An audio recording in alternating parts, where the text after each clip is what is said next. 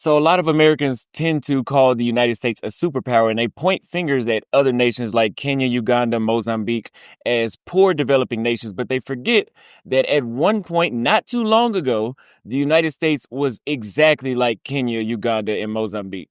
During the Industrial Revolution, America was marked by unsafe workplaces, child labor, poverty wages, and weak worker protections, which are the very same struggles that we see in parts of Africa today. And today I'm going to give you guys a friendly reminder for the Americans that don't know, that like to call every other country around the world shithole countries, and they're poor and they're one of the worst countries you can live in. We're going to go back in time because everybody should have learned this in history class if you went to high school, but some of you guys may have forgot.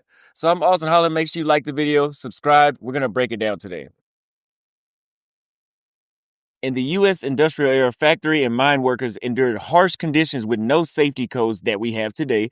And of course, just like in developing nations like where I'm at right now in Nairobi, there were 10 to 12-hour work shifts, sometimes even 16, and it usually lasted about 6 to 7 days per week on average, the same way you see in most parts around the world. Workplaces were often crowded, poorly ventilated, and full of hazards, and there was no concept of overtime pay at that time, which all led to a common symptom of fatigue amongst the American population. Of course, wages were inadequate, just like in the developing world, which barely allowed these people to pay for their food and their house, while these industrialists that owned these businesses that they worked at just sat back and got rich. And families had no safety nets and often sent every single member of the family, including their children, sometimes younger than 10 years old, into the labor force just to survive. That being said, child labor was very rampant during this time, and children under 10 years old were working in coal mines, textile mills, glass factories, which allowed them to breathe in dust and handle dangerous machinery all day, sometimes even chopping off some of their limbs in the process at these jobs.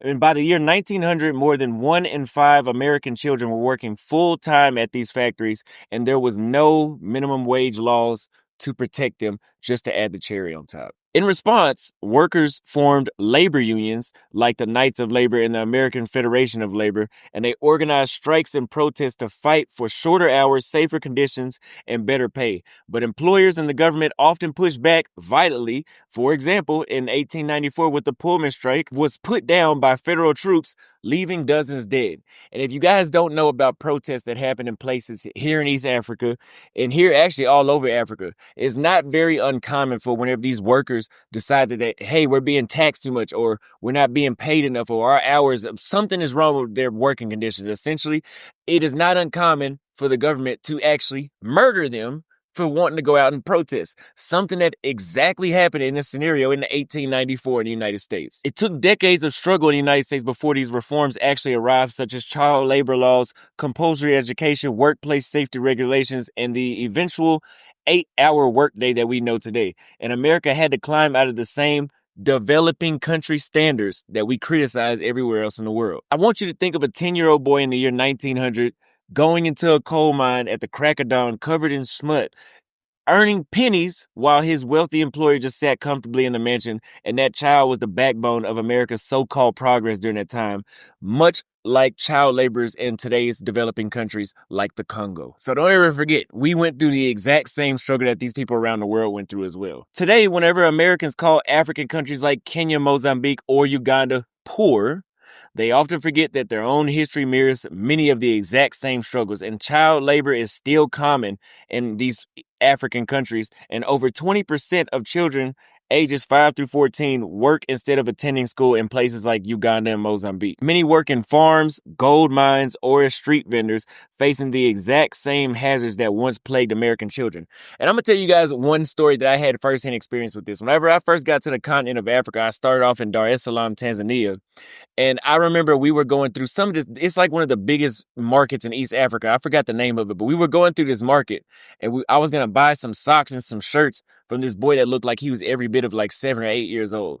And one of the most heartbreaking things that I seen was whenever he pulled out his phone, he couldn't even calculate my total for the shirts. Now, luckily, I'm honest, and we allowed him to actually see the real price of what he owed us based off. But he couldn't even do the math. Was the irony of the whole thing? So this kid is essentially missing out his entire childhood because he can't afford to go to school, so he's forced to work in the markets, and he doesn't even know how much money he should collect. So make sure you think about that at the same time. Whenever people say that the United States is the worst country, I don't fuck with the United States at all. I hate it. I hate it as far as a cultural thing, the social aspect of being there. But I am still appreciative of the things that we have, such as free education and child labor laws. Workers across Kenya, Uganda, and Mozambique also earn extremely low wages, similar to in the United States back in the day, often less than $1 per day.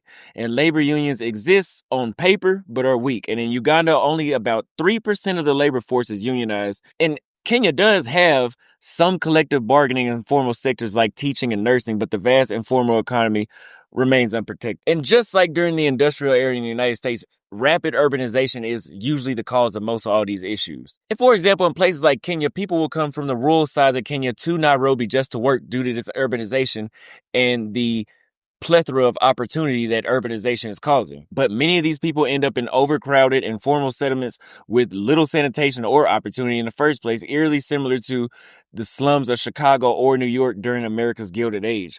And change often relies on moral pressure and public consciousness in these countries, not just government actions.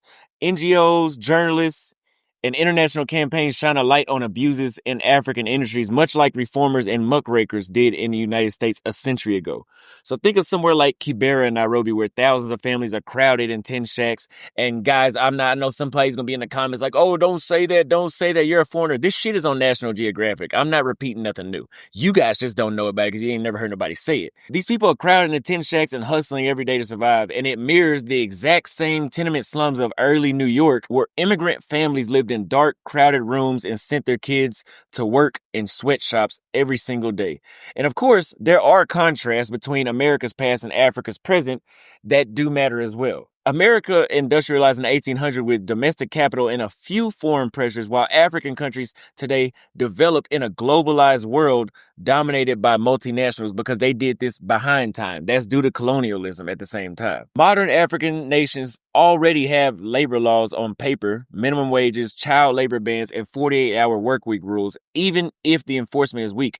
And at the same time, during America's industrialization, America did not have those laws when its workers were suffering. And education is more accessible now in places like Kenya. It has a near universal primary school enrollment, while literacy rates in 1900 America were far lower among workers.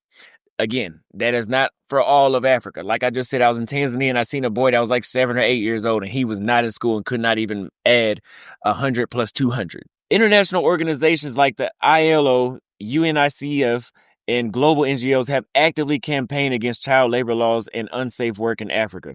America had no such external support during its industrialized because it was coming up around a time that the entire world was industrializing, to be fair. African countries may be able to leapfrog industries through technology which they had before, such as Kenya's Silicon Valley and innovations like M-Pesa that show modern sectors can create opportunities without replaying every step of America's industrial past. I want you to picture a Kenyan tech startup in Nairobi offering mobile payment solutions that are used worldwide. And this is already here like M-Pesa. It's just not outside of the continent of Africa. That's a path that America never had in 1900, showing that Africa could, as I said before, leapfrog and shorten its struggle if it harnessed modern opportunities. So that is the correlation between industrializing in America versus what we see in most developing nations today. So for a lot of Americans that like to say, oh, those are poor shithole countries, never forget that literally just a little over 100 years ago, your country was a shithole country. Maybe about 150 years ago, not even that far, in 1900, you had kids working in chimneys. I remember we were in high school, we learned about the kids that would clean the chimneys. There was a certain name for them, but they would go in from the top of the chimney or the bottom and they would climb up and they would sweep essentially the walls of the chimney, and eventually it gave them lung cancer. America grew up on exploitation the same ways that South Asian and African countries are based on exploitation today. And what do I mean by that? It's not uncommon for, let's say, an African to work in Africa doing construction the entire day, building a skyscraper 12 hours a day for $3. And the person that's selling these apartments is going to sell these apartments at $70,000. That is a true definition of exploitation, and that is not native to Africa. That is native to every developed nation around the world, just like the United States. I'm Austin Holloman. I hope you liked that video. Leave a comment on what you thought. Let me know what you'd like to see next. And if you would like to learn more about how exploitation is building developing nations, I did one just like that about companies like OpenAI and Meta and how they exploit African countries for their cheap labor.